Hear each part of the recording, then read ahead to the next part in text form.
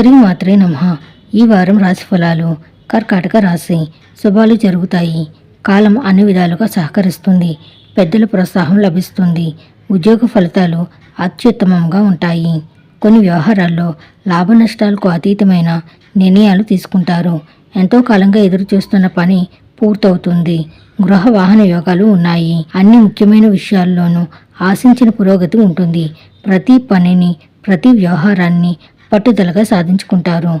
వృత్తి, ఉద్యోగ, వ్యాపారాల్లో అనుకోకుండా సానుకూల మార్పులు, చేర్పులు చోటు చేసుకునే అవకాశం ఉంది.